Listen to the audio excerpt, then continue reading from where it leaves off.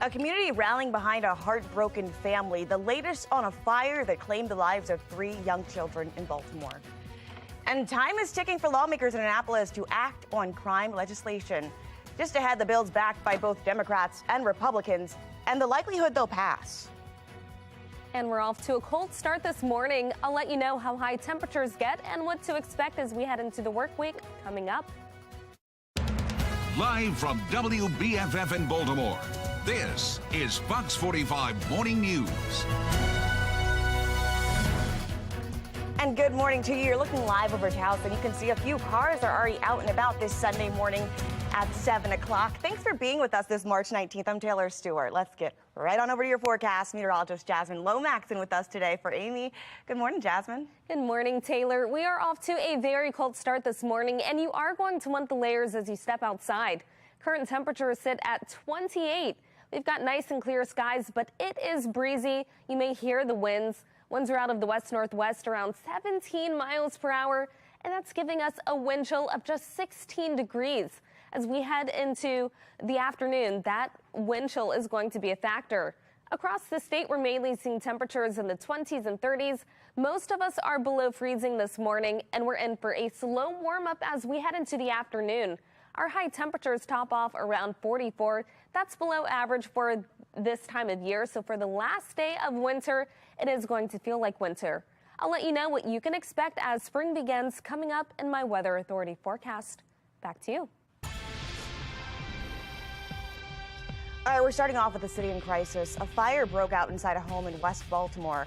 Despite the quick actions from firefighters, 3 young children trapped inside did not survive. It's been an unimaginable loss for this family. There's nothing we can do, to soothe this pain, but to be there for them, to be present with them. Now, those firefighters rushed to that West Baltimore home, arriving within 3 minutes of the call. It was already too late. Vincent Hill breaks down those harrowing moments and the mayor's plea to the community. Just after 2:30 Saturday morning in West Baltimore. Truck 18, I'm on the thing, 2-story brick, middle of the roof.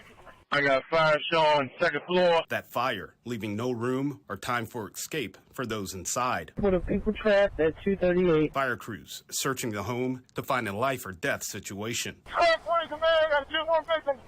Second floor. But not just one juvenile, multiple people trapped on the second floor. We're bringing out a third patient. 3 kids, 2 adults rushed to the hospital. The Baltimore fire chief sharing the children's tragic fate. Unfortunately, we had 3 young occupants that passed away this morning. As family members pick up the pieces of what's left from the devastation. My heart goes out to this entire family. Faith leaders like Pastor J. Kevin James showing his support and heartbreak. There's nothing we can do, to soothe this pain, but to be there for them, to be present with them. Mayor Brandon Scott weighing in on the tragedy. No parent, no community, no mother, no grandmother, no uncle, no cousin, no father should have to experience this. This after a rash of deadly fires in Baltimore. Thursday, 1 man died in a row home fire in North Baltimore. Last month, 1 person died in a row home fire in East Baltimore. The mayor making a desperate plea. We are begging people to make sure that you have a fire safety plan and do everything that you can to try to prevent a tragedy like this one that happened here in this community. At last check, the adults remain in critical condition, and investigators have yet to release the names and ages of those young children.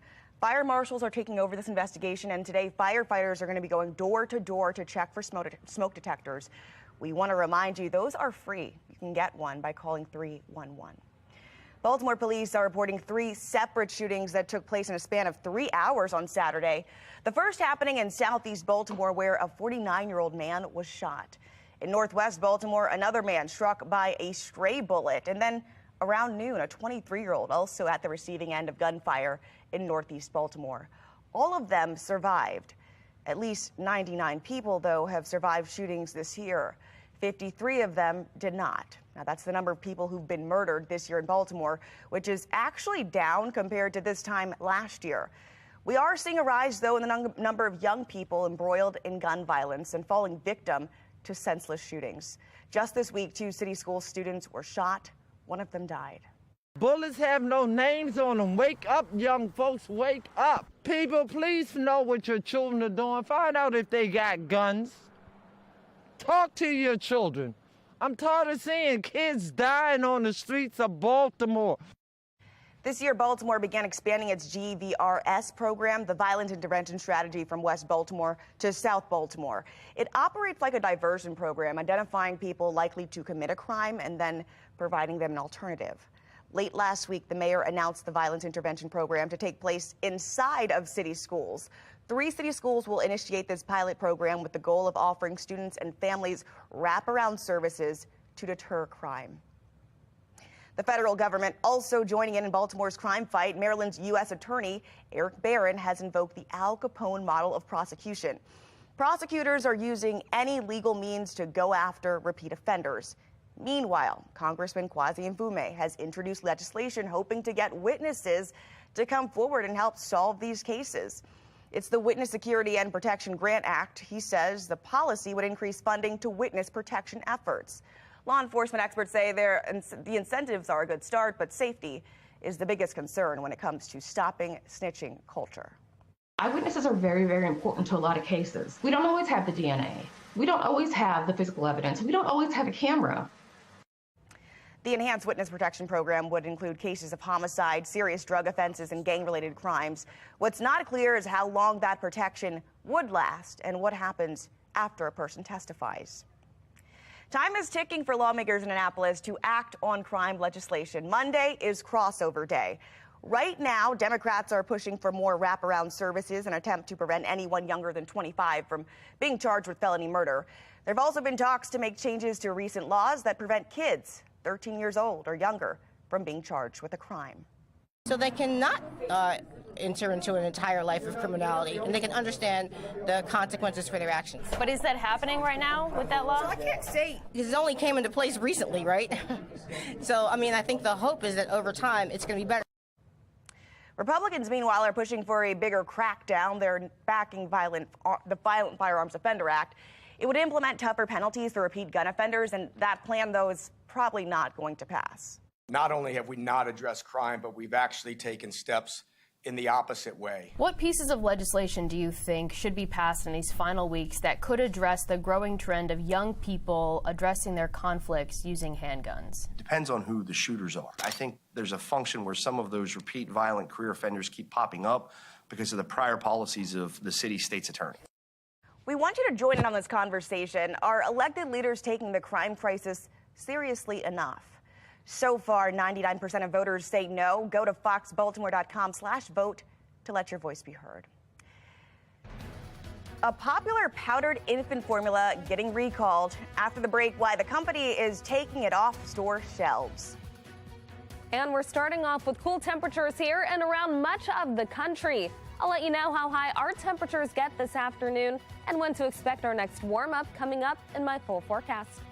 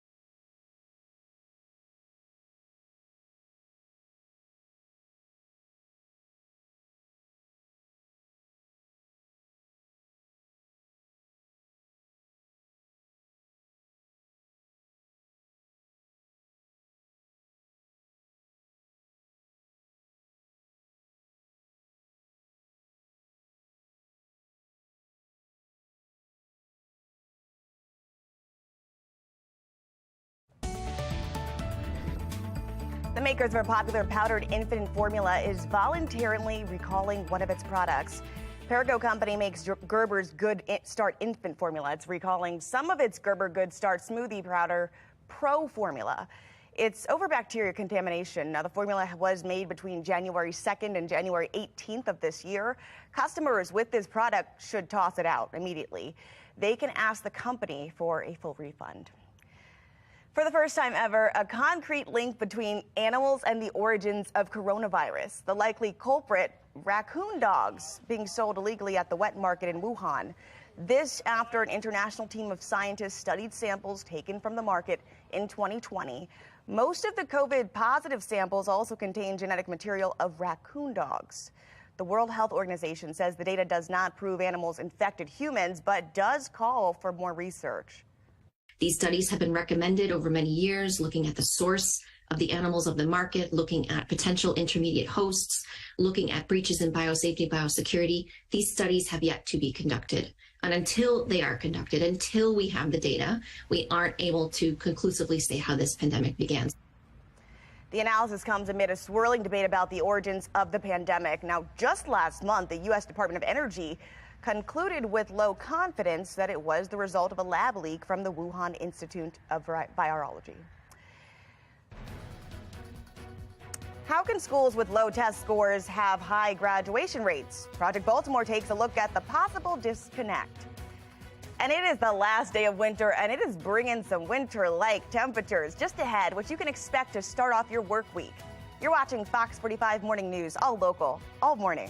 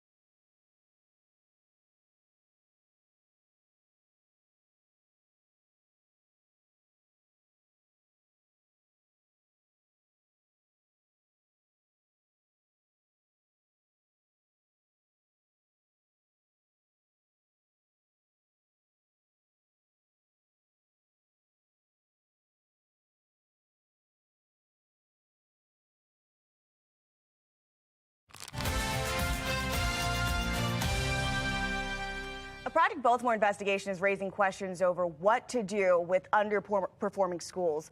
As Chris Papps first reported, 23 Baltimore City schools did not have a single student who tested positive on that state math exam. Now we're learning some of those schools have other concerning metrics. Take a listen. My immediate reaction is take your kids out of these schools. Baltimore City is facing a devastating reality. It was a story that raised alarm nationwide. A Project Baltimore investigation found 23 Baltimore City schools where 0 students, among a total of 2,000 tested, scored proficient on the MCAP state math exam last year. Giovanni Patterson is a Baltimore City parent. What jobs are we preparing these kids for? That's the future. 13 of those 23 are high schools or middle high schools, and newly released data raises even more concerns about their future. Project Baltimore analyzed four-year graduation rates for 2022 and found Baltimore City has hit a 9-year low of 68.7%. And when we look at the city schools with the lowest graduation rates, we found some familiar names. 6 of them are the same schools where not a single student who took the state math exam could do math at grade level. Achievement Academy, Augusta Fells, Excel Academy, Joseph C. Briscoe, New Era, and Renaissance Academy all had four-year graduation rates below 50%, meaning more students did not earn a diploma in 4 years than did. Administration, meaning headquarters, North Avenue, should be held accountable. Carl Stokes is a former charter school operator and member of the Baltimore City Council. The high school students who took the state math exam last year were likely freshmen or sophomores, not seniors, meaning they would not have been included in the 2022 graduation rates. But if the students who did not test proficient were underclassmen, what does that mean for future graduation rates? Could they go down even more? When you have that large a number of schools that are failing, it is not something where you go after one or two schools. It is system-wide. It's systemic. Take a look at this. These are the 13 schools where 0 high schoolers tested scored proficient in math. We know these 6 had four-year graduation rates below 50%. But look at the others. Their graduation rates were much higher. Most surpass the city's average. How does a school that has 0 students who test proficient in math have a high graduation rate? It shouldn't, because being proficient or near proficient should be a requirement for graduation of individual students. Student grades are made up of homework assignments, test quizzes, and there is a level of teacher discretion, which means a student could move through the grades regardless of how they perform on the state math exam. And in Baltimore City, there's what's known as the 50% rule, a policy that says the lowest possible final grade a student can receive in a class is a 50%, even if they don't show up. The district says it's meant to ensure students don't fall too far behind. Do you believe that policies or regulations like the 50% rule can lead to a student getting to high school without being proficient in math? Yes, absolutely it can, and that should not be. That should not be. It takes the responsibility and obligation off of the educator or the system to educate that child. Project Baltimore asked city schools if they're concerned the students who did not score proficient on the state math exam last year will mean lower graduation rates in the future. We received this response, which reads in part, overall, city schools had smaller declines in the state in 4 of 7 tested grades and subjects. Still, we recognize there is significant work to do to increase our math performance, but we're confident that the academic supports in place will help to increase the overall 4-year graduation rate. But for parents like Patterson, the answer is clear. If you want them to learn, take your kids out of these schools. I'm Chris Pabst, and this is Project Baltimore. All right, it is the final day of winter. Let's get over to meteorologist Jasmine Lomax. I mean, really feeling like it today. Yeah, that's right. We spent so much of this winter with above average temperatures, but as we end the season, we're actually talking below average temperatures. It will feel like winter outside. In fact, it already does. 28 for the current temperature with clear skies. We're starting to see the sunrise and it looks gorgeous, but it just feels very cold. Winds are out of the west-northwest around 17 miles per hour. Our wind chill is coming in at 16. You will want all the layers as you head outside this morning. Across the state, we're seeing temperatures mainly in the 20s and the 30s, a couple spots above freezing, but most of us below that 32-degree number. Compared to just 24 hours ago, this is a major cool down. We're talking an over 10-degree difference from where we were this time yesterday. As we head into the afternoon, we're going to keep that cool trend. Our temperatures stay in the 40s. That is below average for this time of year. So again, it's going to feel a lot like winter. The good news is that we'll have plenty of sunshine as we head into the afternoon. Not too much happens. We'll stay nice and dry overnight and into tomorrow morning. You wake up to plenty of sunshine. Then into the afternoon, we stay sunny again. High pressure will move into the region, keeping us nice and dry. It'll be a quieter and warmer day for the start of spring. Then into Tuesday, the dry pattern continues. Then by Wednesday, we get ready for that next weather maker. There will be the chance for a couple of stray showers, but the good news is that most of us are going to stay dry for much of the day. It's the second half of the day when we are keeping track of those showers. We enter an unsettled pattern starting on Wednesday. We are looking at the chance for isolated showers maybe on Thursday, but Friday and Saturday will be the best chances for scattered showers. If you have any weekend plans, just make sure you're following along for changes in the forecast. As we head into the afternoon, our temperatures top off around 44. It'll be much cooler than what we've been used to and breezy at times. With our winds factored in, it's going to feel more like the 30s outside. We'll have plenty of sunshine, and we keep the nice and sunny weather into Monday. We'll have temperatures around 55 for the first day of spring. After that, a warming trend begins. 63 on Tuesday, 62 on Wednesday with a chance for a few spotty showers. Then look at the temperatures on Thursday and Friday. We're talking the 70s on both days. Unfortunately, on Friday, we have the next chance for more rain. That'll be followed by temperatures in the 60s and showers on Saturday. Taylor? All right, one Maryland school is stepping up security with the use of artificial intelligence. We're going to check out that new program after the break. Some big companies making changes due to high inflation that could hurt your bottom line. I'm Atrell Nashar with what those are coming up.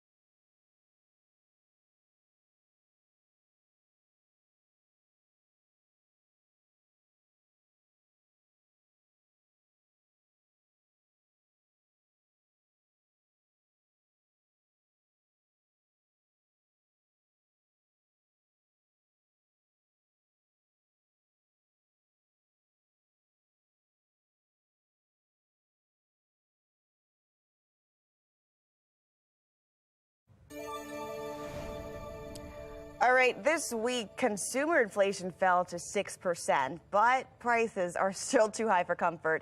From Google to Dollar Tree, more big companies say it's pushing them to make some tough calls. National correspondent Antra Alan-Shar takes a look at the impact on your money.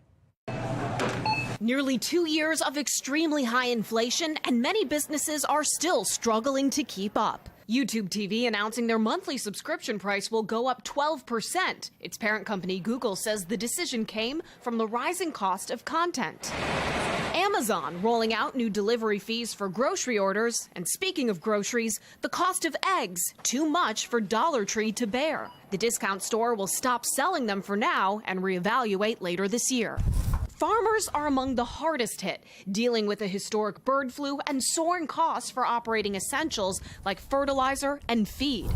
Seems like every time I go in, in the last couple of years, we're up $3-4 a bag. High grocery costs across the board have some turning to food banks, like this one in Tulsa. Just over the last couple of years since the pandemic, we've had over a 300% increase in our grocery pantry users.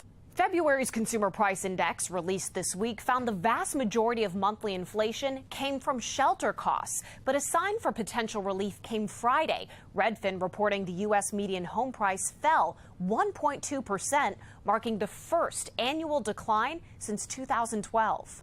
Sellers having to lower expectations as higher mortgage rates keep buyers on the sidelines. Rates set to stay elevated as the Federal Reserve fights to bring inflation down to their target rate of 2%. But after turmoil in the banking sector, it's more likely they'll decide on a smaller interest rate hike when they meet next week. Some speculate they'll skip one altogether. Both options risk drawing out the time it takes to stabilize prices. In Washington, I'm Antra Alan-Shar reporting. FOX45 News continues to follow the 7th Baltimore City school student killed this year. Just ahead, what elected leaders are doing to try to keep students safe. And election season is actually heating up. Baltimore City Council is on the verge of announcing a challenge against the council president, Nick Mosby. You're watching FOX45 Morning News, all local, all morning.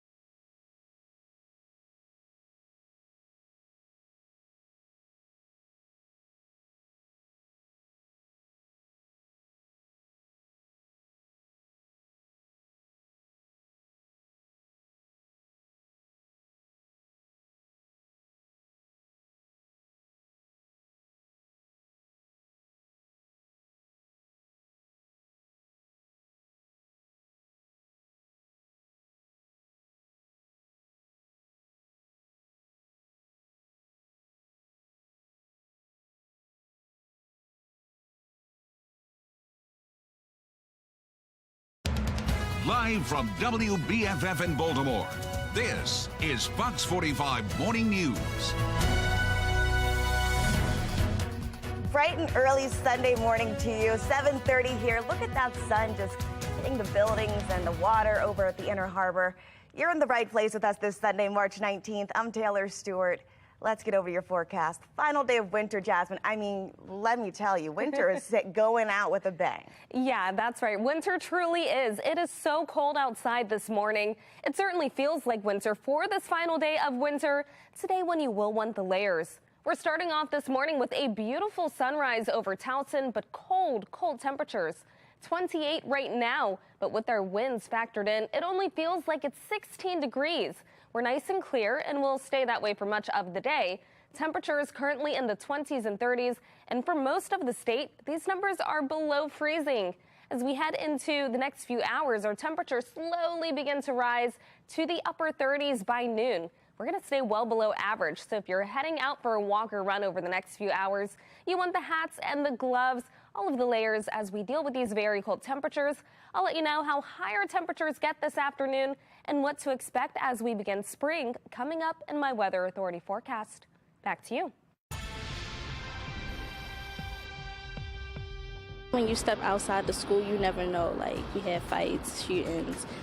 That's a student there, a Baltimore City student, who's sharing her fears after yet another classmate is killed. Thursday morning, 20-year-old Breon Ennis shot and killed at a gas station in northeast Baltimore. The crime scene is just steps from the Achievement Academy, where he went to school.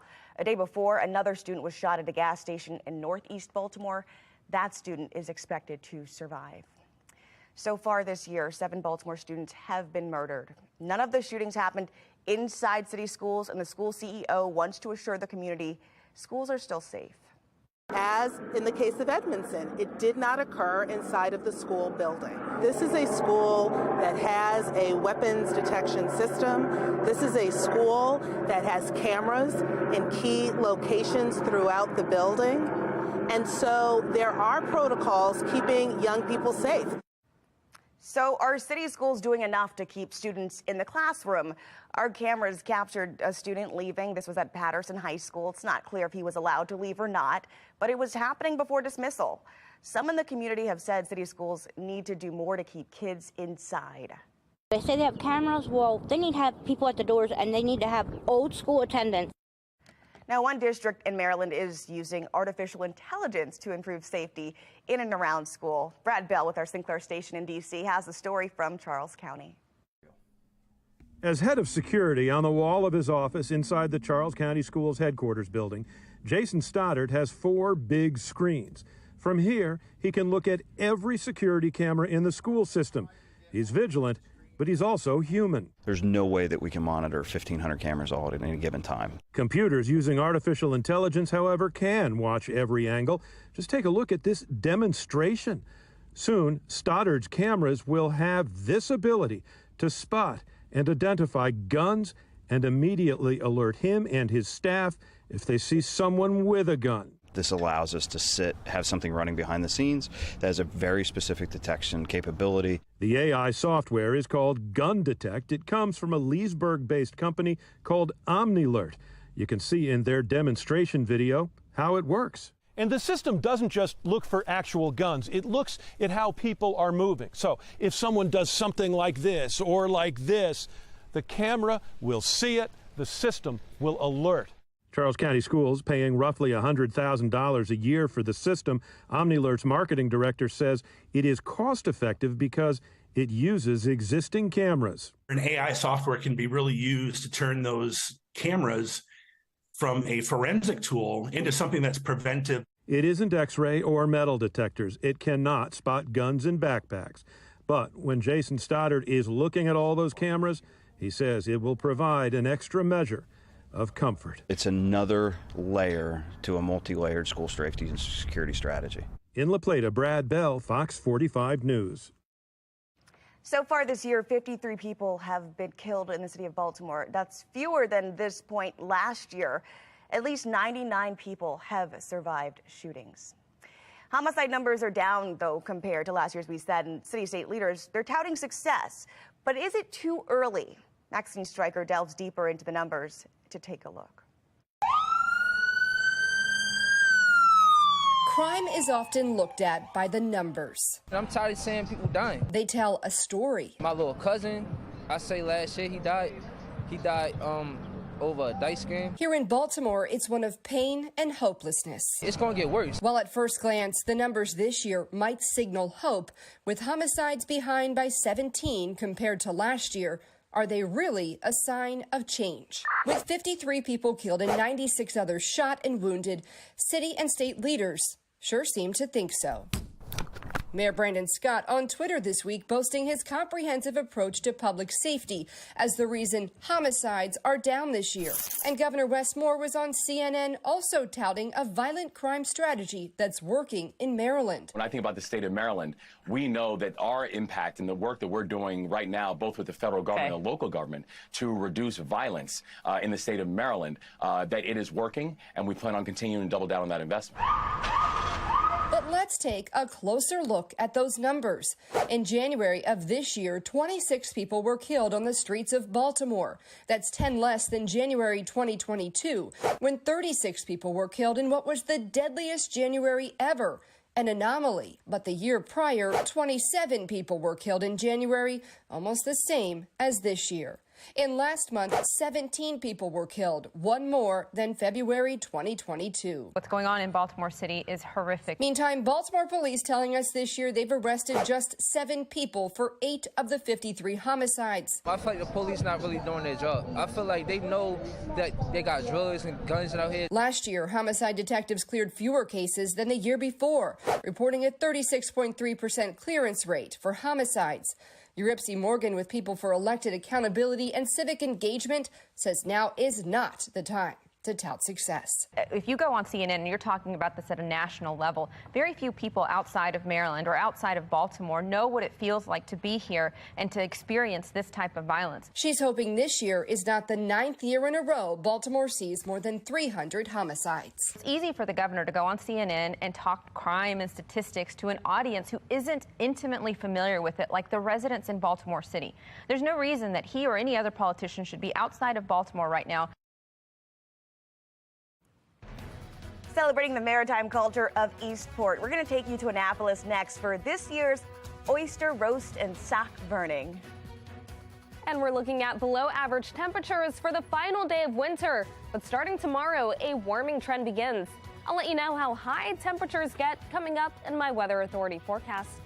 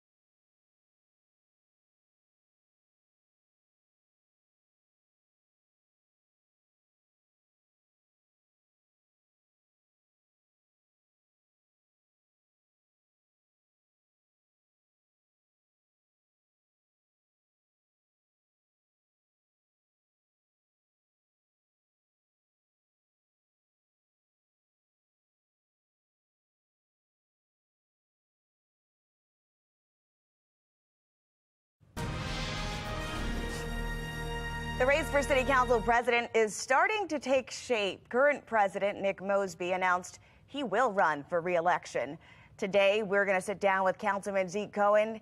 He may run for something. We don't know. He's expected to formally make an announcement this evening. He formed an exploratory committee on the idea earlier this year. He's going to join us live, and we'll have the update in just a few minutes. That's going to happen at 8:30 rather. And we'll also talk about those concerns with DPW and the legislation, the lawsuit that is growing as those biweekly trash pickup continues. Making headlines, an officer in Anne Arundel County Police Department is suspended after a suspected DUI arrest. He's been identified as Detective Ian Priest, a 15-year veteran. Police say he was involved in a single vehicle car crash around 8 o'clock on Friday. It happened in Severna Park, and we're told officers detected signs of impairment. He was arrested and charged with DUI and other traffic offenses. Priest was assigned to the Criminal Investigation Division. He's suspended with pay as the department investigates further. Time is running out in Annapolis for lawmakers to do more about the juvenile crime crisis. Just ahead, the bills in the works and the ones that are stalling. And 3 children died in a Baltimore house fire. Just ahead, how the mayor is reacting to the devastation. You're watching Fox 45 Morning News, all local, all morning.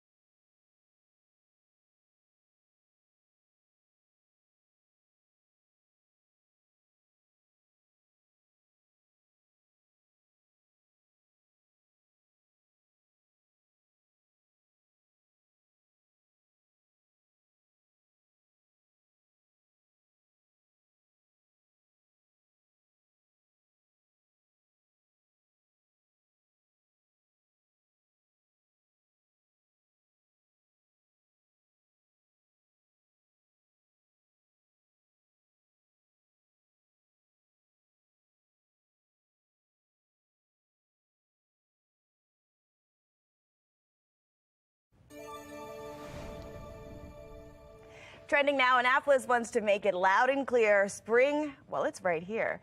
Photojournalist Cassie Fair has the sights and the sounds. Is the first of the season at the spring equinox. We heard about this, and we live in upstate New York. It's a unique Annapolis tradition. And we decided to do it. It's welcoming spring. Getting outdoors and eating oysters. A rightful tradition to burn all our socks. Are y'all ready to burn some socks? Now people call us and say, when's sock burning? It's spring and summer boating season. You do not wear socks with your boating shoes. Socks! Who needs those things? You gotta make sacrifices to get springing. So pull up those pant legs. Take off your shoes. A lot of men are whiny about taking their socks off. Then what do I put my feet in and my shoes? It's like, oh boy. Pull off those socks. Break out the bruise. I'll have a Bloody Mary. Things like this where we can come and eat bay oysters. Shuck them, clean them, suck them. People can enjoy them together.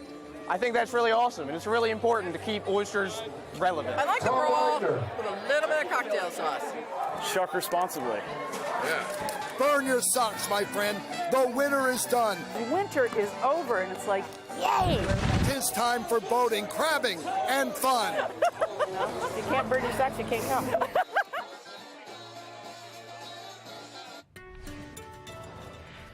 Boating, crabbing, and fun. That sounds like spring. Meteorologist Jasmine Lomax, are we talking about spring just yet? No, we are so close to the start of spring, and we're so close to those spring-like temperatures. But for this final day of winter, you will want the layers. It's going to feel exactly how it should feel for winter. 28 for the current temperature with nice and clear skies over Baltimore. We're waking up to breezy conditions and a wind chill of just 16 degrees. Across the state, our temperatures are in the 20s and 30s. Most of us are below freezing with even lower wind chills. All of those numbers are below freezing this morning. We are cooler than we were just 24 hours ago. Many of us over 10 degrees cooler than this time yesterday. So as you step outside, you'll notice the big change in temperatures. Unfortunately, we keep the cool trend as we head into the afternoon. Our temperatures will reach the low to mid 40s. That is well below average for this time of year, making it feel just like winter. As we head into the afternoon, the good news is that we'll have plenty of sunshine. We'll stay nice and quiet throughout the day. It will be breezy at times, leading to a lower wind chill, but otherwise not too much happening for this Sunday.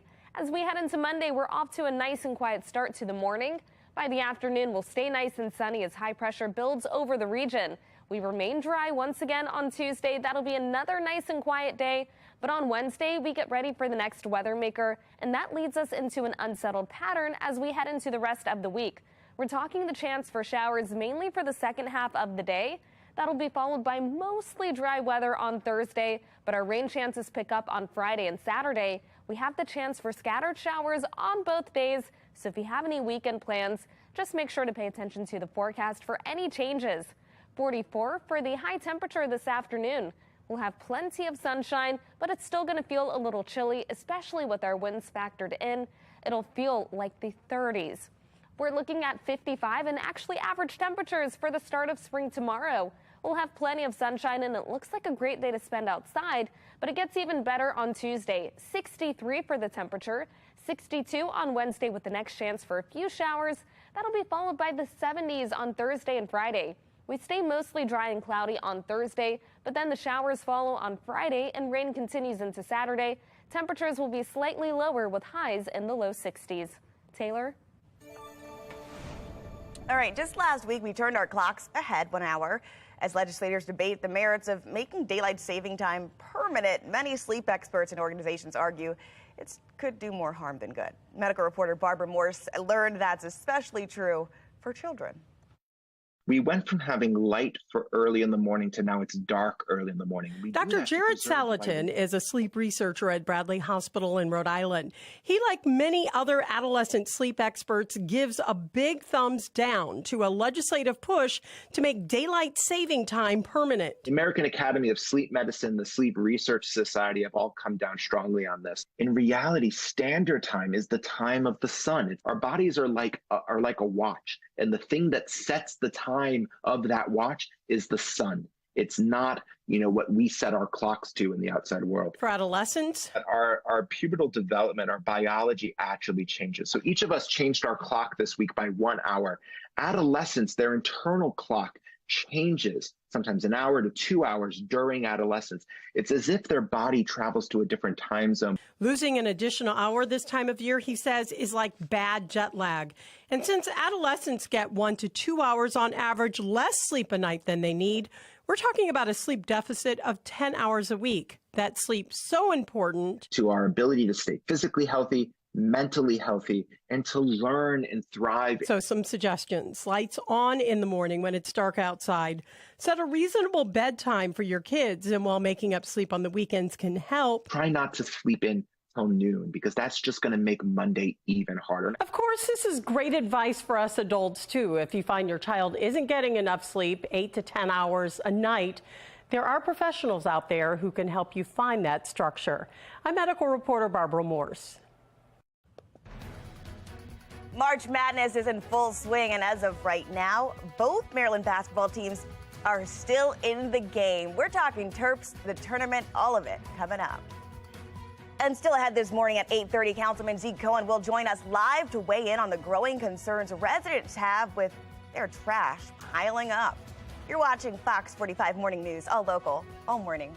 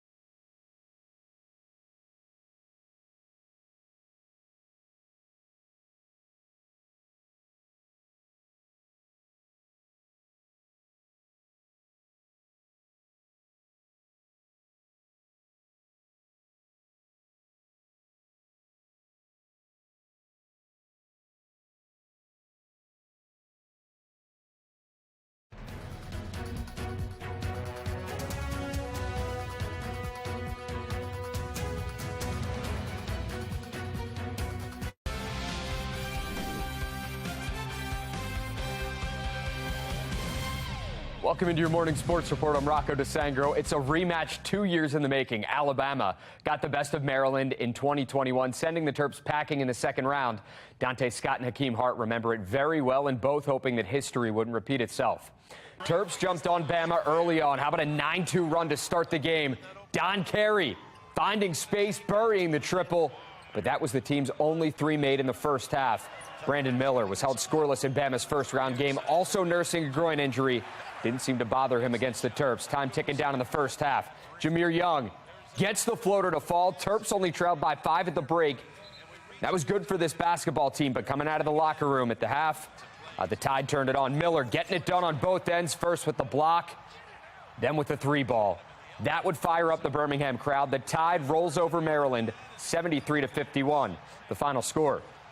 Maryland women's basketball has thrived in the NCAA tournament under head coach Brenda Freese. The Terps have seen back-to-back trips to the Sweet 16, and with the win Sunday over Arizona, the team can make it 3 in a row. What's interesting about this one, Freese played for Zona in her college days, and while she has nothing but respect for that program, she would love nothing more than to send them home. They're led by Pellington and Reese.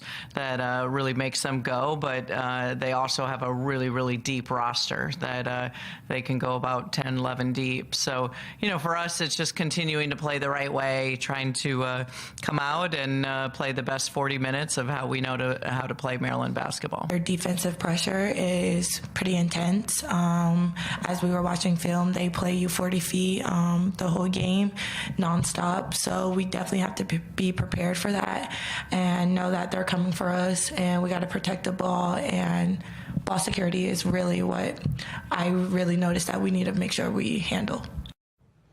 Here's a look at Maryland's portion of the bracket. 11-seed Creighton gets 3-seed Notre Dame Sunday at 3:30. On the other side, it's the 2-seed Terps taking on 7-seed Arizona. The winners of both those games will square off in the Sweet 16 on March 25th. Same team, different sport. Top 5 matchup in men's lacrosse between number 3 Maryland and number 1 Virginia. Fourth quarter here, Terps up 1. Jack Corus finds the back of the net. One of his 4 goals. What you just saw was the Cavaliers tying the game thanks to Thomas McConvey. How about some overtime to decide a winner? Brian Ruppel just standing on his head in net. Not 1, not 2, 3 saves keeps the Terps alive. And Daniel Kelly says, let's go home. Terps win an OT thriller, 14-13, the final score. Maryland women's lax ranked 11th. Terps taking on number 22 Rutgers. Time ticking down in the half. Hannah Lubecker on the money. She had 5 on the day. How about Corey Edmondson, the freshman from McDonough? 5th straight game with 3 or more goals. She has been on a tear. Maryland takes care of Rutgers, 16-8, the final score. Towson men's lacrosse hosting Drexel in its CAA opener. Tigers down 3 with less than a minute to go. Kyle Berkeley cuts the lead to 2. Sam Morin makes it a 1-goal game with 36 seconds to go. Then later, it's Morin. He says, let's go to OT. But in overtime, Jack Mulcahy puts it away for the Dragons, and Towson loses a heartbreaker. 12-11, the final score. Towson women's lacrosse also hosting Drexel in the CAA opener for both teams. Lindsay Marshall had a huge game for the Tigers, the junior out of Catonsville. She led the way with 4 goals and an assist. It's Towson kicking off conference play with the 11-7 victory. UMBC men's lacrosse on the road against Bryant to open up conference play. Ellicott City's own Mateo Brown was scoring goals left and right. He finished with a team high 5, but despite a fourth quarter surge from the Retrievers, Bryant gets the win, 17-13 the final. UMBC women's lacrosse looking to make it 4 in a row. Retrievers opening America East play against Binghamton. The Bearcats took a 7-1 lead in the first. Colby Whedon led the Retrievers with 5 goals, but it's Binghamton taking this one, 18-13 the final. Loyola men's lacrosse with its sights set on a 2-0 start to conference play. Road game for the Greyhounds against Bucknell. Matthew Minikis had 7 goals. The freshman has been on another level as Loyola holds off the Bison for the 14-13 victory. Loyola women's lacrosse ranked 9th in the nation. Greyhounds hosting Lehigh, and they were on fire to start. Sydney Black makes it a 7-0 game. She had a hat trick. Jillian Wilson with a 4-goal game as Loyola handles Lehigh. 16-6 the final score. Johns Hopkins women's lacrosse opening Big Ten play in Columbus. Meg Kilbasa gives the Blue Jays a 5-1 lead over Ohio State. Maeve Barker had a hat trick, her 4th of the year, as Johns Hopkins beats Ohio State 11-8, the final score.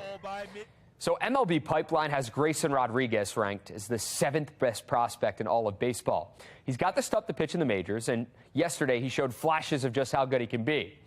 Take this, for example. Rodriguez still in position to make the O's starting opening rotation, or the season opening rotation. He gets Rafael Devers here. Got the start against Boston. He was dealing early on, but he ran into a bit of trouble here. Bottom 3, Adam Duvall is going to homer to left.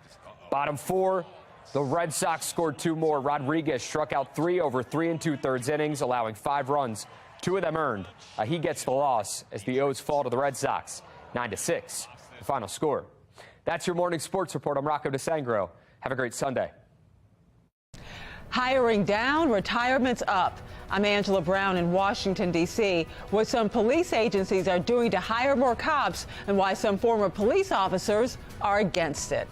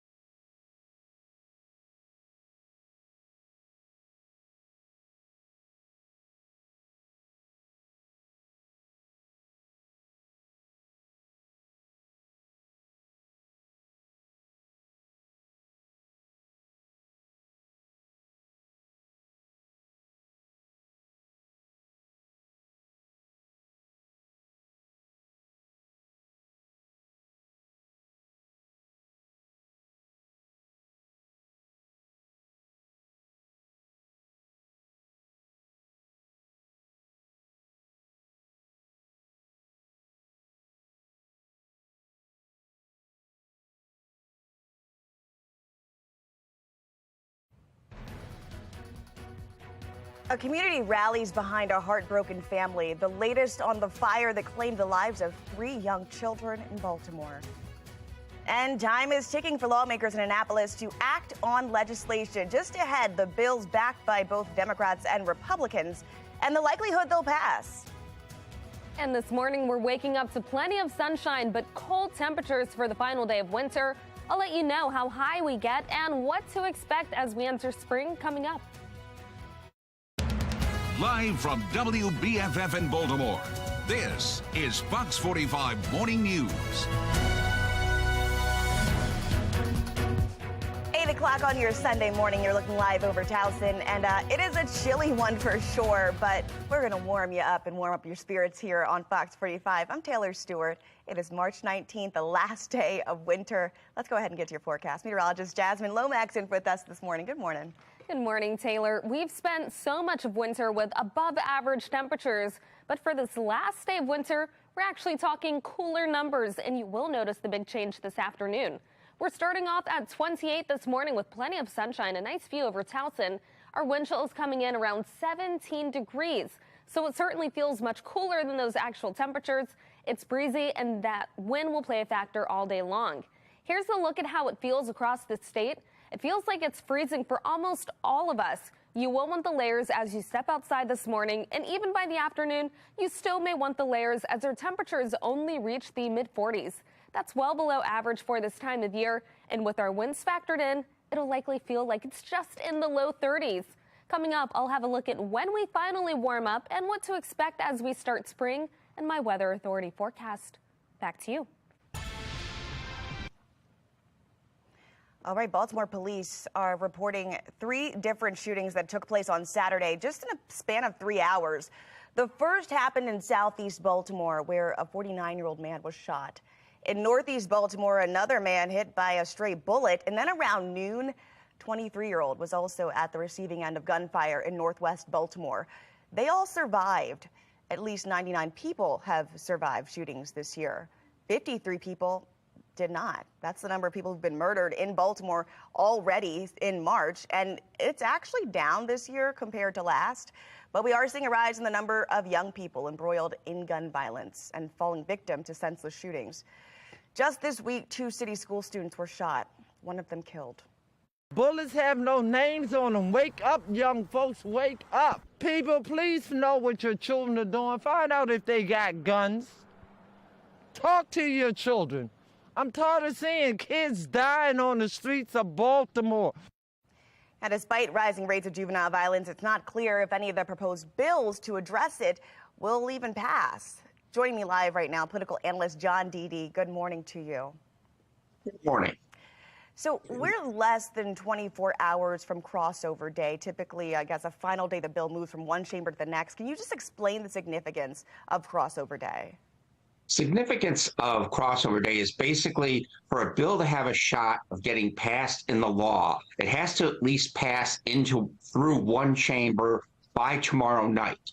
So if a bill doesn't even get passed, the chance of it becoming law is very slim. You know, and we could talk about the crime crisis here in Baltimore all the time. There are some bills on the books that look to address that. One we've covered extensively is that of State Attorney Ivan Bates. It's increasing the maximum sentence for illegal gun offenders, regardless of their age. Where does that measure stand right now? This is a piece of legislation introduced by Senator Corey McCrae, and he's been a very vocal advocate for it. On Tuesday, they're holding a public hearing about this legislation. The problem is we mentioned crossover days Monday, and from what I've gathered is what they're going to try to do to get this bill passed is amend another piece of legislation to include this legislation. Basically, the best way to explain it is this. You're getting ready to sign a contract, and you remember, oh, God, we forgot to add this addendum. So you write on the contract to do this. Everyone initials it.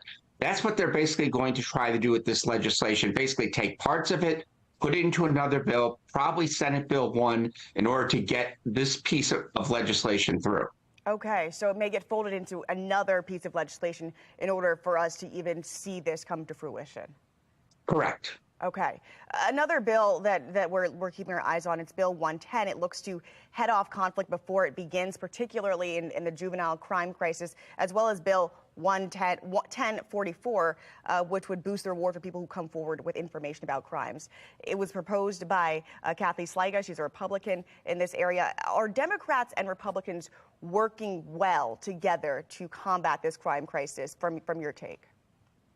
The way I look at it is this. Some Democrats and some Republicans are working well together overall on this. The thing is, the Democratic Party is divided among 2 groups, moderate Democrats and progressive Democrats. And the one problem is there's a lot of Democrats that are scared to do tougher measures because they don't want to be seen as soft on crime. There's legislation out there that's been proposed that basically say that any juvenile person under 18 who's arrested has to start in juvenile court. The thing is, people like the idea of lock them up and throw away the key. This is a measure Jill Carter has proposed. The thing is, this bill may not get far because people don't want to be seen as soft on crime when an election year is soon approaching. And for so many, that year is literally right around the corner. When you think about the bills that are on the floor that have stalled and how they would address juvenile crime, are we expecting a sense of urgency tomorrow on the floor to get these bills passed? I think there's going to be a sense of urgency to get some legislation passed to show that at least progress is being made. That's why I think we talked about the Bates bill before, the public hearing the day after, the kind of show there's a sense of urgency to amend it in. I think that's something that's going to go. The most interesting public hearing that's going to occur on Tuesday besides that is they're having one for the Maryland 529 board that Isabel Cumming is going to testify about.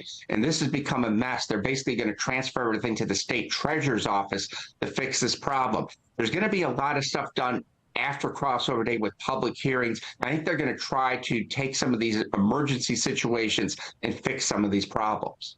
Okay, and so the Maryland 529 board again goes back to all of that money that was put into a college fund by the state, and that parents have lost that money, so to speak. So we could see a change in that measure. We could see a change for juvenile crime. Right now, how promising are those changes? I mean, when you look at the Democrats, because they have control, and you said there's a bit of a divide there, the Republicans have pushed some really strong crime bills. Are those likely to get through? I don't believe they're likely to get through because they're bills that really go against what Democrats want to do in the General Assembly. They want to take a different approach as far as crime and criminal justice, as far as dealing with those type of issues. When I look at this problem overall, as I said before, a lot of it is divisions among Democrats as how they want to do things. But Democrats need to be concerned about this issue because you have a national election in a year. And the thing is, the one thing that hurt Democrats nationally in 2020 was the perception of defund the police, soft on crime political party. And why Biden got elected, the problem is nationally in some areas, Democrats didn't do as well. So I think there's going to be a push to show we have to do something on some of these measures. I think that's why the amending another bill to get the Bates legislation through is probably going to happen. And I think they're going to try to do a couple other little things around the edges to try to show that, hey, we're trying to deal with the crime issue in Baltimore. I just want to ask this last question. They're telling me to wrap here, but we do know education's been a top priority. Project Baltimore has produced a sweeping number of reports that have shown the failures in city schools with the hopes that lawmakers are watching and that's catching their attention. One program that was in an attempt to save the Boost program. There's a bill right now that would try to save that program. It doesn't seem to be getting a lot of support. Is that in jeopardy? The thousands of 3,000 students in the state use that program, majority Baltimore City students. 2 weeks ago, I think it was on life support, but the big thing that happened is Senate President Bill Ferguson, one of the most powerful people in Maryland government, came out in favor of keeping the funding. And the thing is, they've made some changes to state law to allow some more movement of money around. I think there's more optimism on Boost today than there was 2 weeks ago when you have the Senate president getting behind restoring the funding. And the governor wants to show success in his first year. I think it's very promising for Boost. All right, we'll leave it right there. Political analyst John Deedy, thank you for filling us in, and we'll keep our eyes on this as the legislative session winds down in just a few weeks here. You're welcome. All right, now 3 children dying in a Baltimore house fire. Just ahead, how the mayor is reacting to this devastation. And we're getting ready for a cold end to winter, but for spring, we're looking at above average temperatures. I'll let you know how high the numbers get coming up in my full forecast.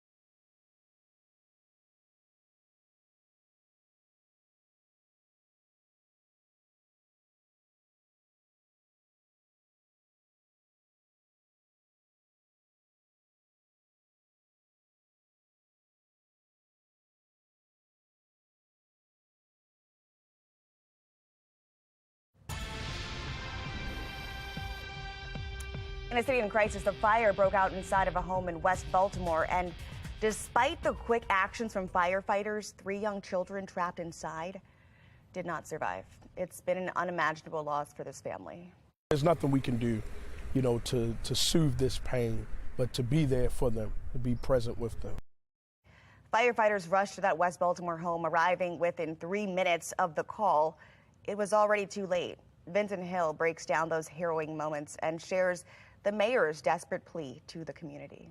Just after 2:30 Saturday morning in West Baltimore.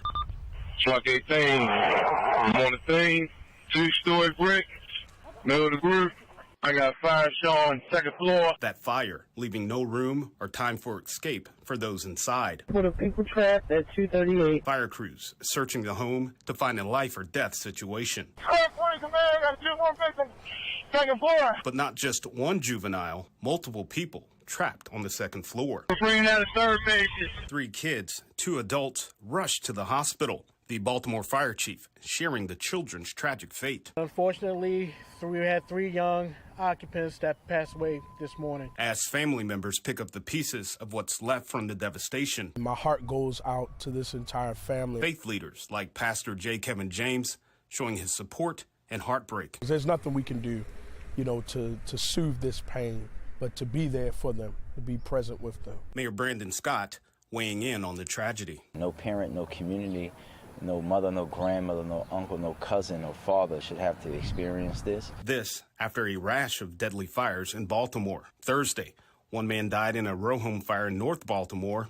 Last month, 1 person died in a row home fire in East Baltimore. The mayor making a desperate plea. We are begging people to make sure that you have a fire safety plan and do everything that you can to try to prevent a tragedy like this one that happened here in this community.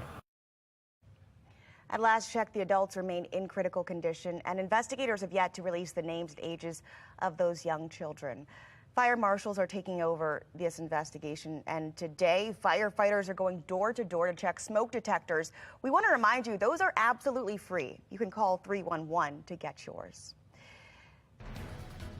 A popular powdered infant formula is getting recalled. After the break, why the company is yanking it off of store shelves. Hiring down, retirements up. I'm Angela Brown in Washington, D.C., what some police agencies are doing to hire more cops and why some former police officers are against it.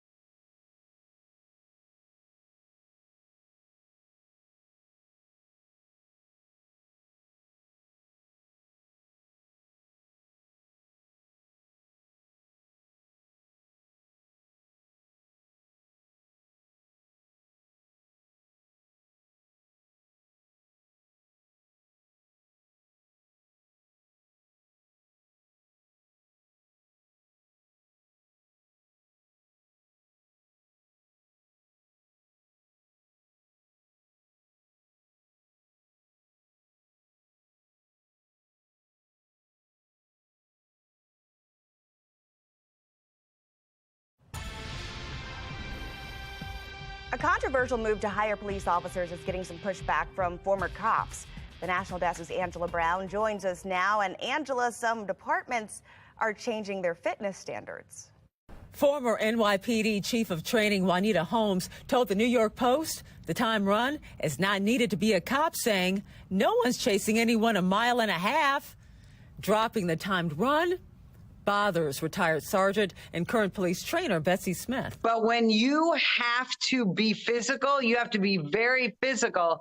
And your life or the life of someone else may absolutely depend on your physical fitness and your cardiovascular fitness. The battle over police fitness standards picking up nationwide. There's a lot of people watching whether New Hampshire is going to get rid of this 3-year test. And here's the bill that could do just that in New Hampshire. It repeals the Police Standards and Training Council physical fitness requirements for certified law enforcement officers and the penalty for not meeting those requirements.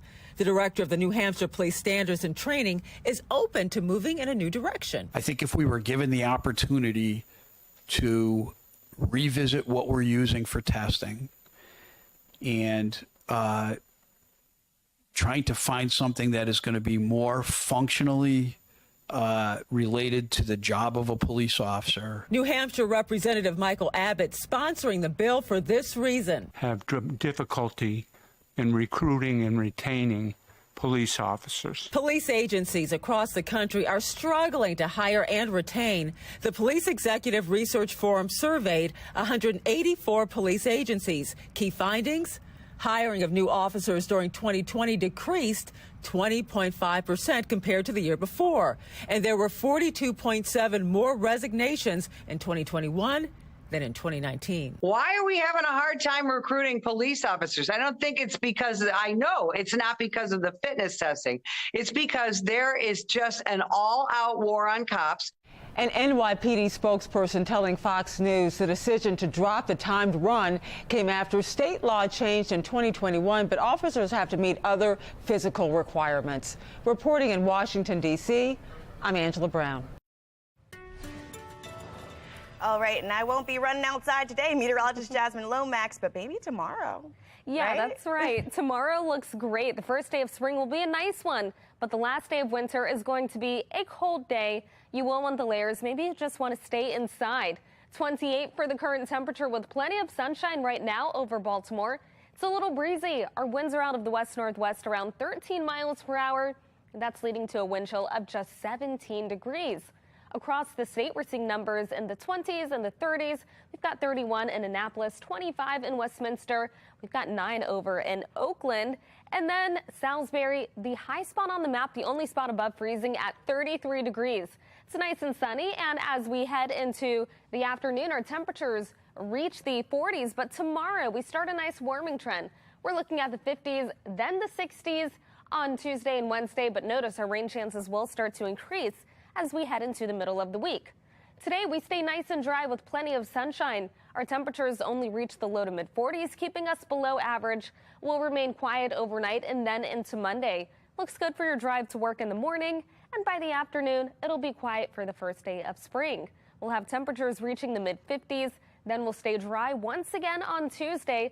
It'll be a great day to spend some time outside. That's all before our next weather maker arrives on Wednesday. We are looking at the chance for showers, and those arrive for the second half of the day. We're not talking a washout, but you still want to make sure that you're keeping watch on the radar. After Wednesday, we're talking maybe an isolated chance for showers on Thursday, but then we've got scattered showers on Friday and again on Saturday. Those are 2 days when you may want the rain gear. This afternoon, though, not too much to worry about. It's just going to be cold and a little breezy. 44 for the high temperature with plenty of sunshine. Wind gusts could exceed 25 miles per hour, and with our winds factored in, our wind chills will stay in the 30s. We're looking at a high of 55 for the first day of spring tomorrow. Expect sunny skies. Then we'll stay mostly sunny on Tuesday with high temperatures reaching the 60s. We'll be in the 60s again on Wednesday with the chance for a few spotty showers. That's followed by 70 degrees on Thursday. We'll stay mostly cloudy, and there is that chance for an isolated shower, but our rain chances increase on Friday. We're expecting scattered showers as the next weather maker arrives. Temperatures will reach the low 70s. That'll be followed by the 60s to end the week on Saturday. We'll have another chance for scattered showers. Back to you. All right, the maker of popular powdered infant formula is voluntarily recalling one of its products. Perrigo Company makes Gerber's Good Start infant formula, and it's recalling the Gerber Good Start Soothe Pro powdered infant formula. Now, it's because of bacteria contamination. The formula was made between January 2nd and January 18th of this year. Customers with this product toss it out, and you can ask the company for a full refund. For the first time ever, a concrete link between animals and the origins of COVID. The likely culprit, raccoon dogs being sold illegally at the wet market in Wuhan. This after an international team of scientists studied samples taken from the market in 2020. Most of the COVID positive samples also contain the genetic material of raccoon dogs. The World Health Organization says the data does not prove animals infected humans, but does call for more research. These studies have been recommended over many years, looking at the source of the animals of the market, looking at potential intermediate hosts, looking at breaches in biosafety, biosecurity. These studies have yet to be conducted. And until they are conducted, until we have the data, we aren't able to conclusively say how this pandemic began. The analysis comes amid a swirling debate about the origins of the pandemic. Just last month, the U.S. Department of Energy concluded with low confidence that it was the result of a lab leak from the Wuhan Institute of Virology. Celebrating the maritime culture of Eastport, we're taking you to Annapolis for the sights and sounds of this year's oyster roast and sock burning. You're watching Fox 45 Morning News, all local, all morning.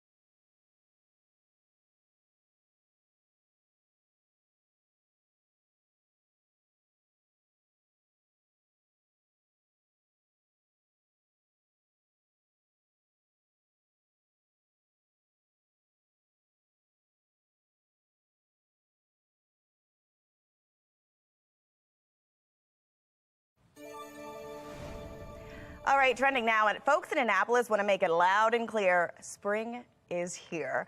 Photojournalist Cassie Fair has the sights and the sounds. Is the first of the season at the spring equinox. We heard about this, and we live in upstate New York. It's a unique Annapolis tradition. And we decided to do it. It's welcoming spring. Getting outdoors and eating oysters. A rightful tradition to burn all our socks. Are y'all ready to burn some socks? Now people call us and say, when's sock burning?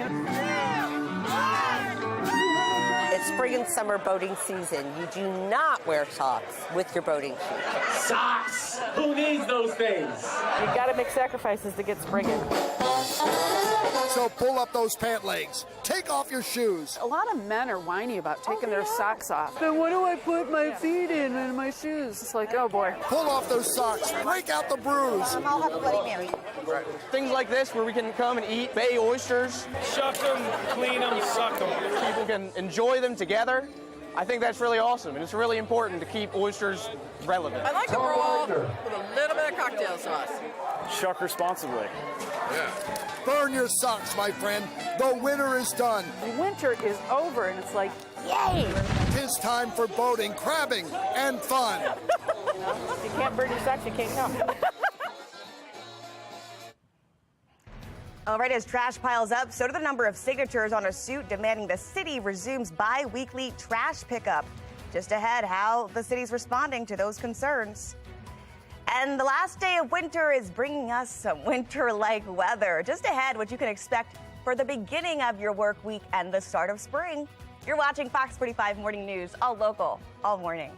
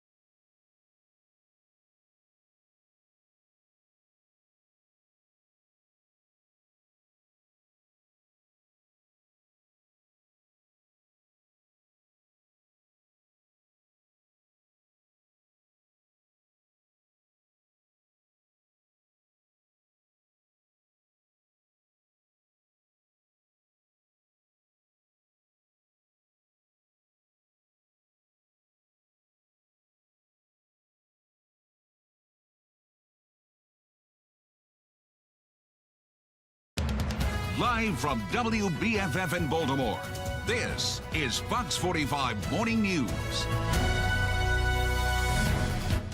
All right, it is 8:30 in the morning and the sun is out. You can see it gleaming down on those buildings and the water at the Inner Harbor. Thanks for being with us this Sunday. You're in the right spot. It's March 19th. I'm Taylor Stewart. Let's get right to your forecast. Meteorologist Jasmine Lomax in for the last day of winter. That's right, Taylor. It certainly feels like winter for this last full day of winter. Outside, we have plenty of sunshine, and that's nice, but the temperatures are very low. We're starting off at 28 this morning. Our winds are out of the west-northwest around 13 miles per hour. It's breezy, and with our winds factored in, it only feels like it's 17 degrees. You will want all of the layers as you head outside this morning. Across the state, our wind chills are in the 20s, even the single digits below freezing across the entire state, and our wind chill is going to be a factor as we head into the afternoon. Our temperatures will slowly rise to about 44, which is below average for this time of year. But when we take in the winds, it's actually going to feel more like the 30s. As we head into tomorrow, though, we're expecting a nice warm up for the start of spring, and the warming trend continues into the rest of the work week. I'll let you know how high the temperatures get and when to expect the next weather maker coming up in my full forecast. Taylor? It would blow all over my yard and the neighbor's yard. I had to build a fence to contain it all, to hold it for that long and, not create a bunch of litter around the neighborhood. In a city in crisis, Baltimore residents are frustrated with the Department of Public Works and its rolled back services. Now, a lawsuit against the city of Baltimore over biweekly trash pickup is gaining ground. A petition filed in circuit court now has over 175 signatures from residents, business leaders, entire shopping centers who want the city to return to weekly trash pickup. Here with us in studio this morning, Councilman Zeke Cohen. Good morning to you, and thanks for being here. Good morning. Thanks a lot for having me. Absolutely. Now, you've been really vocal about the issues within DPW, and now this lawsuit that residents are using, they're citing rules from the city's own charter that specifically states they're required to perform weekly recycling collections. Why is it that the city can't seem to follow its own rules on this? Look, I can't comment on pending litigation, but what I will say is that to me, 3 years out from the pandemic, it is unacceptable that DPW hasn't been able to get weekly recycling back online. The residents in the city, we all pay a lot of taxes here, and folks deserve basic city services. And I was particularly frustrated. We had a recent hearing where the Department of Public Works refused to even answer basic questions about how many crews they would need to restart the service. And again, to me, this isn't just about weekly recycling, it's about respect for residents, and it's about making sure we are, as a city, performing the services that people expect. And with respect to residents, I mean, it's come to a place where they're asking for judicial review of this process just for people to have their trash picked up. I mean, how does that strike you? Look, again, I can't comment on their lawsuit, but what I will say, speaking both as a city council member and as a resident and father who's raising kids here, is I want to live in a city that is clean and where we're sending the unequivocal message that city services will be delivered. It is deeply frustrating to go out into the neighborhoods that I represent and see the continued pileup of trash. And again, we understand that the city, like everywhere else, went through this global pandemic, that there have been challenges with hiring, that this is both a local and a national problem. But what we've said to the Department of Public Works is, you've got to figure it out. It is no longer an acceptable excuse to point to the pandemic. COVID is not on the table anymore. You need to clean up the mess, and you need to make sure that you have a plan with benchmarks, with data, and with action to get to where we need to go. And my frustration, Taylor, remains the lack of answers, the lack of accountability, and not even being able to tell the council how they are attempting to resolve this important issue. And speaking of that attempt to resolve, an independent review of DPW recommended upgrades, new hires would cost the city an estimated $23.4 million. The mayor just announced a new clean initiative called Clean Corps, which will cost the city $15 million. His argument is that DPW has all the funding that it needs. Where is the breakdown here? So to me, I was not a fan of the Clean Corps program. I thought that $15 million could have been better spent giving our folks who work in the agency a raise. We know that these are some of the least well-paid employees in the city of Baltimore, and these folks work hard. I got crews that are coming by my house late at night. We know that this is one of the most dangerous professions in the United States, and we have huge issues here with hiring and retention. So instead of creating competition by giving money out to residents and nonprofits, I think it would have been better spent providing more support for our own folks. We also know that we have huge issues with fleet management. So DPW is doing some acquisition on the fleet side, but I think, again, $15 million, that's a lot of money. That's a lot of federal ARPA money. And to me, I would have put that money directly against solving this problem instead of spreading it among nonprofits and resident groups. Well, to switch gears a little bit here, City Council President Nick Mosby announced he's going to seek re-election in 2024. Your name has been floated as a possible contender. Can you tell us anything about that? Look, well, I'm really excited tonight at 5 o'clock at Center Stage in Mount Vernon. We're going to be making a big announcement. I'll just say this. I am someone who is raising kids here who, you know, my kids are going to public school. My daughter, who's 5, is in our local elementary school, and my son is only 2, but he'll be there soon enough. And so my expectations for the city that they grow up in are really, really high. I think that Baltimore can be the next great American comeback story. We have amazing artists, intellectuals, we have great colleges and universities, we have an incredible food scene. This is a vibrant city, but unfortunately, too often city leadership has been an impediment to our success. And so I'm really looking forward to digging in and doing what we've done in the 1st District and really trying to solve problems. I'm proud that while the city struggled to retain residents, our district actually grew by about 5,700 people, and we saw growth in our middle neighborhoods, and we invested more in public housing. We saw more small businesses come online, and that's the kind of growth that we want to see. We don't want to displace residents, but we want to make sure that our entire city is somewhere that people want to invest in, want to raise a family in, want to stay in. I'll also say that for me, it's about attention to detail. We're really proud that in our office, we have resolved 4,208 constituent service requests. We track every single one of them to completion. We stay on top of city agencies. And again, that's the kind of attention to detail that I want to see on a citywide level. Unfortunately, there's been too much chaos and confusion, too much picking petty fights, too many ethics violations, frankly. And so I want to see leadership that is 100% focused on the job, that is not distracted, but is focused on Baltimore, because that's what residents here deserve. All right, Councilman Zeke Cohen, a possible announcement here tonight from you. We'll keep our eyes on that and keep you guys here at home updated. Thank you so much for joining us. No, thanks for having me, Taylor. Appreciate it. All right, the state of Texas announces the takeover of one of the largest school systems in the country. Project Baltimore looks at the trend and questions whether a similar step should be taken here.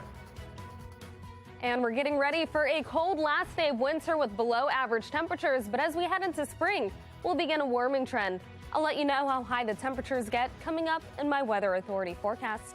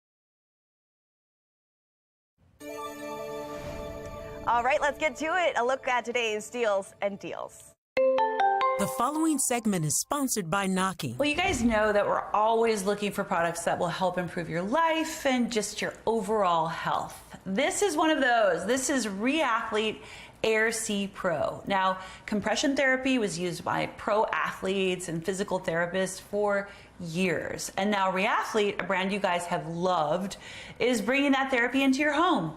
Here's how it works. First of all, you get comfy, and then you just simply slip on the leg sleeves and zip them up, and then you start the leg massager. These are rechargeable, so you can do this therapy literally anywhere you want. Compression therapy stimulates blood flow to increase healing. It happens faster. Maybe you just overdid it at the gym, or maybe you're recovering from surgery. Most often, you have to leave the house for physical therapy, which can be costly and time-consuming. These are also great for in-between therapy sessions to maximize treatment, and that means less time at the doctor. My husband had surgery, and these came in really handy for his feet. All you do is use the remote control and pick your settings, whatever feels good. Here's the deal. Do you really need an excuse to get relaxing leg massage? No, you can have one at home every day with this product. We're offering 33% off, you guys. So stop feeling guilty about taking care of yourself and pick one up today. You can go to asadeals.com. The state of Texas taking action against poorly performing schools still ahead in today's Project Baltimore. We'll take a look at this could happen here. You're watching Fox 45 Morning News, all local, all morning. And we're getting ready for cool temperatures around the region this afternoon. I'll let you know when to expect the next warm-up and weather maker coming up in my full forecast.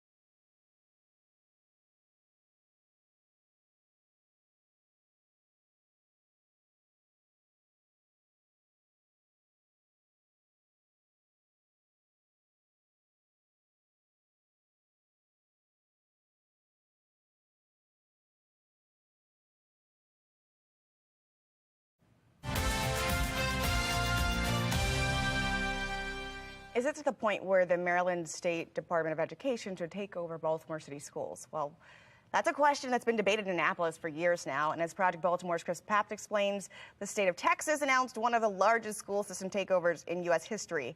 And it's a school district that's performing better than Baltimore's. Texas officials made national headlines this week, announcing a takeover of the state's largest school system, the Houston Independent School District, a move that sparked controversy. We're extremely disappointed. We're outraged. It's a dark day for HISD. The Texas Education Agency is intervening under a state law that allows it to remove the elected school board if the district is failing to meet certain state standards.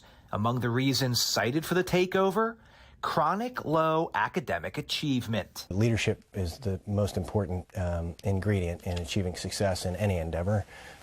Educating kids, chief among them. The state agency plans to replace the elected school board with state-appointed managers who will have the power to hire and fire the superintendent.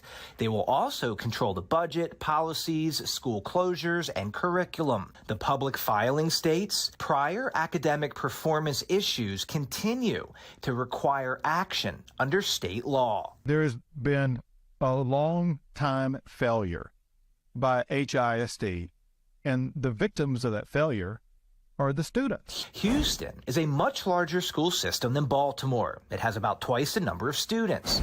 Both are about 90% minority, but that is where many of the similarities end. According to the most recent U.S. Census data, Houston spent more than $10,000 per student in 2020, with a four-year graduation rate of 83.8%. Meanwhile, in 2020, Baltimore City Public Schools spent more than $16,000 per student, with a four-year graduation rate of 69.9%. In the most recent round of federal testing, Houston students significantly outperformed Baltimore in every category we looked at. In fourth grade math, Houston students scored on average 25 points higher than in Baltimore. In other words, Houston spends much less money per student than Baltimore for better results. Yet Houston was taken over by the state of Texas. We've been fighting to try to do something about these persistently failing schools for 6 years and fighting with a number of the school systems, particularly Baltimore City. 2 years ago, in March of 2021, Project Baltimore interviewed then Governor Larry Hogan about poor student outcomes in Baltimore City schools. At the time, we asked him this. Do you see the possibility of a state takeover with this type of outcome for students? I know it was tried before, and again, it takes legislative action. And Governor Bob Ehrlich, was so disgusted with the performance of the schools that he attempted to have a state takeover and got almost no support in the state legislature. The folks in the legislature are very supportive of the teachers union and very supportive of the status quo in our schools. In 2006, Maryland State Superintendent Nancy Grasmick tried to intervene in city schools. When you have 10 students out of almost 300 passing a state math examination, that is not acceptable. But there was a lot of pushback from state Democrats. A takeover never happened. There are problems in the school system, problems we're trying to grapple with and work our hands around, obviously. We just don't think at this particular juncture, bringing in any outside group will do any better. 17 years later, in 2023, Baltimore City is still Maryland's lowest performing school system and one of America's lowest performing. Project Baltimore sent this email to the Maryland State Department of Education asking if it believes a state intervention of Baltimore City is needed based on academic performance, and if MSDE is confident in the job performed by the Baltimore City Board of School Commissioners and CEO Dr. Sonia Santelises. We have not heard back from MSDE. Meanwhile, officials in Texas are making their voices heard. We've never seen a takeover of this magnitude. I'm Chris Pabst, and this is Project Baltimore. All right, let's get another check of your weather. Meteorologist Jasmine Lomax with us in Today for Amy Aronson. All right, what do you got to tell us, girl? Because I see that sun behind you, and it looks nice outside. Yeah, it's absolutely gorgeous. We've got a nice and sunny start to the day, but it's very misleading. Temperature is coming in at 28, and it feels even worse. Our winds are out of the west-northwest around 13 miles per hour. It's breezy, and with the winds factored in, we have a wind chill of just 17 degrees. We're seeing temperatures in the 20s and 30s across most of the state, and many of us starting below freezing this morning. Sunshine across the state, and we'll keep the sunshine as we head into the afternoon, but we'll continue to deal with those low temperatures. Compared to just 24 hours ago, many of us are over 10 degrees cooler than we were this time yesterday. So before you step outside, make sure that you have the layers. You are going to need them. For this last day of winter, we're talking cool temperatures lasting into the afternoon. Then tomorrow, we're starting with warmer temperatures, a great start to spring. We'll keep the warm trend through the end of the week with rising temperatures, but we also get ready for showers as we end the week. This afternoon will stay nice and sunny and quiet. Then as we head into Monday, we're looking at a dry and sunny start to your commute. As we head into the afternoon, our temperatures rise to the 50s. We'll stay sunny thanks to high pressure building over the region, and that'll work to keep us dry once again on Tuesday. After that, we get ready for the next weather maker. That arrives on Wednesday, and it will lead to the chance for a few showers, mainly starting during the second half of the day. We're talking spotty showers, though, and then we'll stay mostly dry on Thursday. After that, our rain chances spike on Friday. We're talking scattered showers, followed by more rain on Saturday. Today, we're looking at a high of around 44, which is much cooler than what we've had over the past few days, and this is below average for this time of year. It will be breezy at times with gusts up to 25 miles per hour, and with our winds factored in, we're looking at wind chills staying in the low 30s. As we head into Monday for the start of spring, we'll have spring-like temperatures. 55, which is average for this time of year. Expect sunny skies. That'll be followed by a nicer day on Tuesday with highs reaching the 60s and plenty of sunshine again. Then we get ready for that weather maker on Wednesday, leading to the chance for showers. Our temperatures will be around 62, then 70 on Thursday, 71 on Friday with more rain, then 60s on Saturday with another chance for showers. Taylor? All right, let's take a look at how you guys are celebrating the intro to spring. Oh my goodness, look at this from Doreen. She captured the sunset over Marley Creek in Glen Burnie. So peaceful, so majestic. Love that. Oh, Ida sent us this picture this morning in Baltimore. She says she's enjoying the beautiful weather with her babies Shasha and Buttons.